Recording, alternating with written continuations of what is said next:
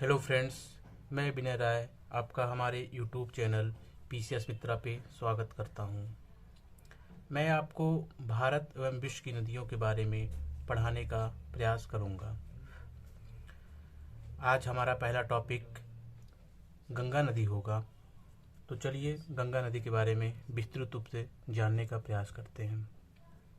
गंगा नदी उत्तराखंड में स्थित सतोपथ माउंटेन से धौली गंगा और विष्णु गंगा नामक दो नदियों की उत्पत्ति होती है। ये दो नदियां कुछ दूर प्रवाहित होने के बाद विष्णु प्रयाग में मिलती हैं। धौली गंगा और विष्णु गंगा विष्णु प्रयाग में मिलने के बाद इनका नाम परिवर्तित होकर अलकनंदा हो जाता है।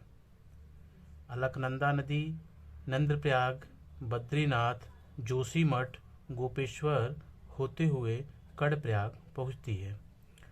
कर्णप्रयाग में इसके दाहिने तट से पिंडार नदी आकर अलकनंदा से मिलती है। पुनः यह नदी आगे बढ़ते हुए रुद्रप्रयाग पहुंचती है। रुद्रप्रयाग में अलकनंदा नदी से इसके बाएं तट से मंदाकिनी नदी आकर मिलती है। मंदाकिनी और अलकनंदा के बीच में ही उत्तराखंड का तीर्थस्थल केदारनाथ स्थित है। केदारनाथ में ही चौड़ाबाड़ी ग्लेशियर पाया जाता है। इसी ग्लेशियर के फटने से 16-17 जून 2013 को उत्तराखंड में भारी तबाही आई थी। पुनः यह नदी रुद्रप्रयाग से आगे बढ़ते हुए देवप्रयाग पहुंचती है। देवप्रयाग में उत्तराखंड से ही गंगोत्री हिमनद से एक और नदी जिसका नाम भागीरथी है आकर अलकनंदा से मिलती है। भागीरथी की सहायक भीलांगना या भील गंगा है। भागीरथी और भीलांगना जहाँ पे मिलती हैं वहीं पर टहरी बांध का निर्माण किया गया है। देवप्रयाग में भागीरथी और अलकनंदा के मिलने के बाद इस नदी का नाम परिवर्तित होकर गंगा हो जाता है। विष्णु प्रयाग और देवप्रयाग तक इसका नाम अलकनंदा ही रहता है, लेकिन देवप्रयाग में भागीरथी के मिलने से अलकनंदा में इसका नाम परिवर्तित होकर गंगा हो जाता है। और गंगा नदी ऋषिकेश, हरिद्वार होते हुए उत्तर प्रदेश के बिजनौर जिले से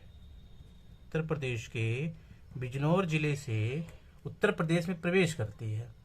और उत्तर प्रदेश में प्रवेश करने के बाद यह कन्नौज पहुंचती है, जहां पर उत्तराखंड से एक और नदी रामगंगा आकर इससे मिलती है। रामगंगा गंगा नदी की सहायक नदी है। रामगंगा कन्नौज में आकर गंगा से मिलती है।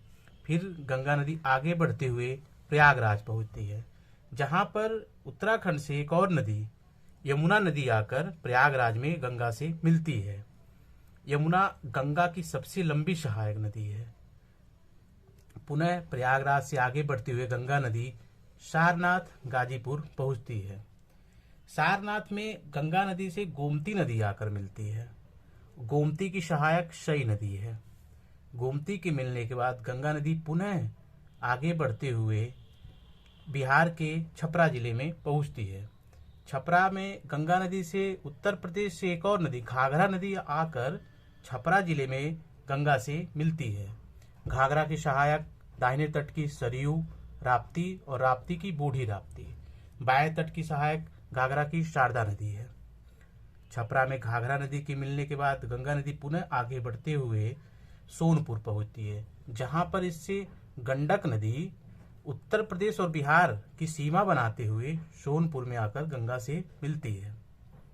सोनपुर में गंडक के मिलने के बाद गंगा नदी फिर आगे बढ़ते हुए मुंगेर पहुंचती है। मुंगेर में इससे बूढ़ी गंडक आकर मिलती है। फिर पुनः यह नदी आगे बढ़ते हुए बिहार के एक और जिले भागलपुर में पहुंचती है। भागलपुर में इससे कोसी नदी आकर मिलती है। कोसी को ही बिहार का शोक कहा जाता है। शोक क्यों कहा जाता है? क्योंकि ये नदी अपने जल परिवर्तन मार्ग के लिए जानी जाती है, अर्थात बिहार में बाढ़ का कारण बनती है। इसीलिए इसे बिहार का शोक कहा जाता है। भागलपुर से पुनः गंगा नदी आगे बढ़ते हुए पश्चिम बंगाल पहुंचती है। पश्चिम बंगाल में इससे महानंदा नदी बिहार और पश्चिम बंगाल की सीमा बनाते हुए आकर मिलती है। महानंदा नदी जहां पर पश्चिम बंगाल में गंगा से मिलती है, वहीं पर फरक्खाबाद का निर्माण किया गया है। और फिर इससे आगे इस नदी का नाम परिवर्तित होकर, गंगा नदी का नाम परिवर्तित होकर भागीरथी हो जाता है और भागीरथी नदी बांग्लादेश पहुंचती है। बांग्लादेश में इससे ब्रह्मपुत्रा नदी आकर मिलती है। ब्रह्मपुत्रा नदी के मिलने से इस नदी का नाम पुनः परिवर्तित होकर पद्मा हो जाता है और पद्मा नदी कुछ दूर बांग्लादेश में प्रवाहित होती हुए आगे बढ़ती है, जहां पर इससे मेघना नदी आकर मिलती है। मेघना के मिलने से इस नदी का नाम पुनः परिवर्तित होकर मेघना हो जाता है और मेघना नदी ही बंगाल की खाड़ी में डेल्टा बनाते हुए गिरती है।